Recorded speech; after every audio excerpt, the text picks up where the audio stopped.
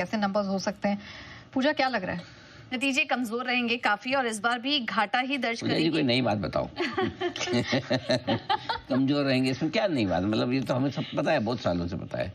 कुछ नई बात नहीं है सर, कुछ भी नहीं है, कुछ तो होगी देखो। शायद फंड रेजिंग के लिए बोर्ड बैठक लगभग ये भी वैसे पुरानी हो चुकी है, कई बार हो चुकी। 2 दिन पहले की खबर है, लेकिन हाँ, एक और फंड रेज नहीं चलो लाए हो आप, इतनी मेहनत करके अनुमान बनाया तो बताई दो। जी वैसे इस बार लॉस को की जो रेंज है उसको लेकर स्ट्रीट काफी डिवाइडेड है। कुछ का तो ये भी मानना है कि घाटा कम हो सकता है, ये एक नई खबर है। घाटा कम हो सकता है, 6,609 करोड़ से घटकर करीब 6,600 के आसपास आ सकता है, लेकिन रेंज बहुत डिवाइडेड है। तो जो अनुमान है, जो कंसेंसस निकल कर आ रहा है उसमें ये था कि घाटा बढ़कर अब 7,600 का हो सकता है, तो उस पर होगी नजर। आरपू इनका गिर सकता है, 173 से घटकर 164 हो सकता है।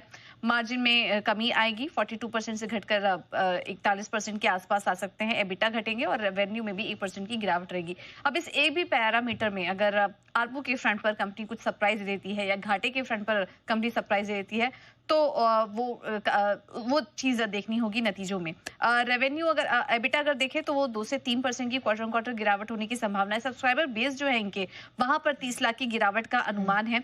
ऑपरेटिंग कॉस्ट में भी बढ़ोतरी होने की संभावना है, और क्योंकि कंपनी नेटवर्क विस्तार पर भी खर्चा कर रही है तो इससे भी इनके लागत में बढ़त ही देखने को मिलेगी।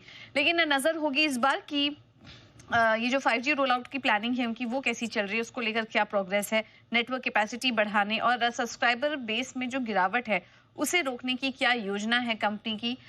इन तमाम बातों पर कमेंट्री पर वोडाफोन आइडिया की नजर होगी। ऑलराइट, चलिए तो यहाँ पर अब नजर रखेंगे कल किस प्रकार के नंबर्स निकल कर आते हैं। फिलहाल तो स्टॉक हम देख रहे हैं बिल्कुल सपाट सा सुस्ता एक रेंज में ट्रेड करता हुआ दिखाई, लेकिन कुछ और स्टॉक्स पर जरा फोकस करते हैं। महानगर